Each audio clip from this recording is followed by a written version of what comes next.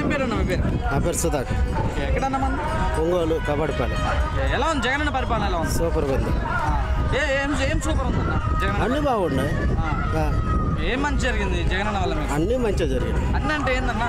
ఆరోగ్యశ్రీ కానీ, పిల్లల చదువు కానీ, ఇచ్చే స్థలాల్లో కానీ అన్నీ బాగున్నాయి. ఓకే, మళ్ళీ ఓటేస్తారా జగన్ అన్నకైతే? కంపల్సరిగా. మీ స్థానిక ఎమ్మెల్యే ఎలా చేశారన్న పరిపాలన? సూపర్. ఓకే, బాలినేని శ్రీనివాస్ గారు సూపర్. మరి వ్యతిరేకత ఉంది అంటున్నారు. జనాలు చేస్తూ ఉంటారు. చెడు ఉన్న కాడ మంచి ఉన్న కాడ చెడు వెనకెడుతుంటుందిగా. అది అంతే అండి, గ్యారెంటీ. మరి ఈసారి గెలుస్తారా మరి మీ స్థానికంగా ఎమ్మెల్యే గారు? సూపర్గా. ఆయన దగ్గర పోయి అందరు కలిసేవాళ్ళే కానీ ఆయనతో పక్క అంతకుముందు ఎమ్మెల్యే ఉన్నాడు. ఆయన దగ్గర పోయి డైరెక్ట్గా మాట్లాడాడు. ఈయన దగ్గర పోయి స్వతంత్రంగా మాట్లాడి సమస్యలు చెప్పుకుంటూ చేసుకోవాలి. అది ఆయనకి ఈయనకి తేడా. ఓకే, ప్రజల పక్షాన ఉంటుందా? ప్రజలతో ఉంటుందా? మరి ప్రజలతో ఉండబట్టే కదా ఎంత అభివృద్ధి జరుగుతుంది. ఓకే, మరి జగన్ అన్న ఎలా చేస్తున్నాడు పరిపాలన? సూపర్గా. ఓకే, మరి స్కూల్స్ ఎలా ఉన్నాయి? నాడు స్కూల్స్ చెప్పే పని ఏముంది? మేము చదువుకున్నాడు, మాకు ఆ చదువు అప్పుడు లేదు. అట్లాంటి చదువు అప్పుడు ఉంటే మేము కూడా బాగా చదువుకొని ఉండేవాళ్ళం. ఓకే, అంతే అండి. ఆ పెట్టుబడులు, స్కూల్ పెట్టిన పెట్టుబడులు దేనికి పెట్టినా కూడా గవర్నమెంట్కి ఆదాయం లేదుగా, అయినా చేస్తున్నాడు. ఓకే, వాలంటీర్ వ్యవస్థ ఎలా ఉంది? వాలంటీర్లు అంటే ఒక్కొక్కరికి ఇది అవుతుంది, ఒక్కొక్కరికి ఇది కాదు. వాళ్ళు బాగా చేస్తున్నారు. అది ఓకే, ప్రభుత్వానికి ప్రజలకి మధ్య వారది అంటున్నారు కదా, మరి నిజమేనా? అది ఏమారదు. వాలంటీర్ వ్యవస్థ ఏం లేదు. ఒక్కొక్కరికి కుదరోళ్ళు అట్లా చెప్తా ఉంటారు, చేపించుకునే వాళ్ళు చేపించుకుంటా ఉంటారు అందరూ. అంతే.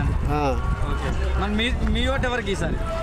ఓటు అంటే ఇంకా ఎన్ని చెప్పినా కూడా ఓటు అని అడుగుతున్నట్టే అది కరెక్ట్ కాదు. ఓటు చెప్పే పని లేదు, స్టాంపింగ్. అది జగన్ అన్నకే అంటారు. అంతే. Thank you. Okay, super. మళ్ళీ రావాలి. ఎందుకమ్మా సూపర్? ఎందుకంటే ఇళ్ల పట్టాలు ఇచ్చాడు, రుణమాఫీ ఇచ్చాడు, పిల్లలకు విద్యా దీవెన ఇచ్చాడు, ఇంగ్లీష్ మీడియం స్కూల్ చదివిస్తున్నాడు. ఆ చదువులు మేము ఇంతవరకు చదవలేదు, మా పిల్లల్ని చదివిలేకపోయాము. ఇప్పుడు వచ్చిన పిల్లలన్నా చదివిస్తున్నామని ఎంతో సంతోషం, హ్యాపీగా ఉంది. పిల్లల చదువుల మీద పెట్టాడు కాబట్టి విద్యా దీవెన, రుణమాఫీ ఇచ్చాడు, చేయూత ఇచ్చాడు, ఆసరా, చేయూత, మాకు కావాల్సినవి అన్నీ ఇచ్చాడు. ఇళ్ల పట్టాలు 25,000 ఇళ్ల పట్టాలు ఈరోజు ఒంగోలు వాళ్ళకి పంచుతున్నాడు. అన్ని ఊళ్ళల్లో ఇళ్ల పట్టాలు ఇచ్చాడు, ఇళ్ళు నిర్మించాడు. చెయ్యని పని అంటూ లేదు. జై జగన్, వర్దిల్లాలి. తండ్రిని మించిన పాలన అనుకోవచ్చా? తండ్రిని మించిన పాలన వైఎస్ జగన్ ఆయన రాజశేఖర రెడ్డి గారు ఉన్నప్పుడు కంటే ఇప్పుడు ఇంకా మెరుగుపరిచాడు పరిపాలన. అందుకని మళ్ళీ రావాలి. చంద్రబాబు నేను గెలుస్తా అంటున్నాడు. అంత సీన్ లేదు. ఆయన ఏం గెలవడు.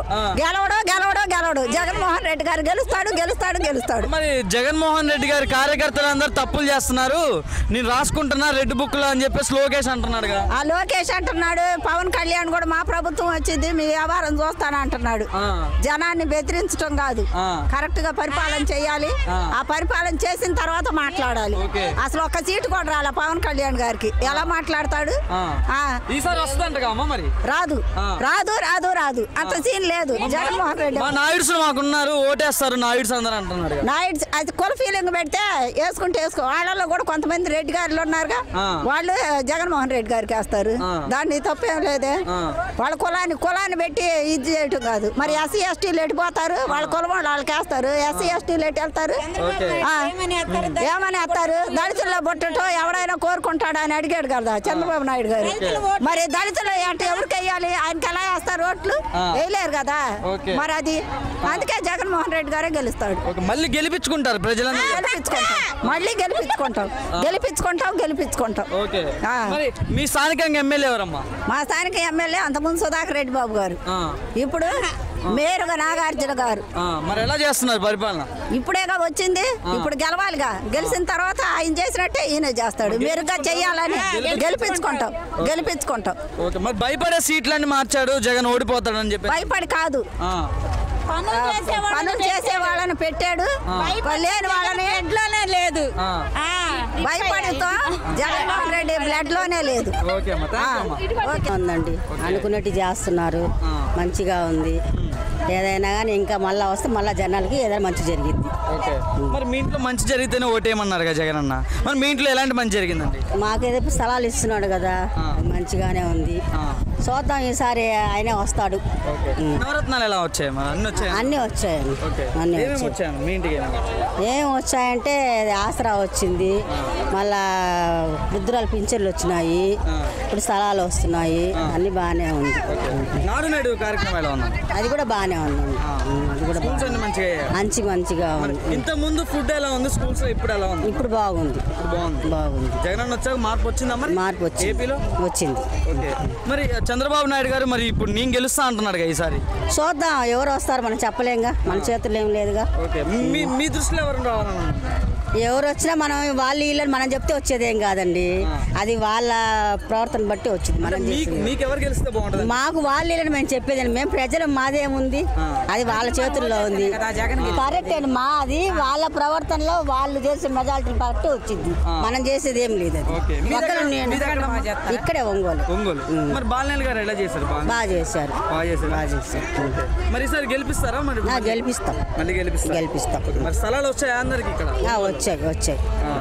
మరి బాలనేని గారికి పైన వ్యతిరేకత ఉంది అంటున్నారు కొంచెం.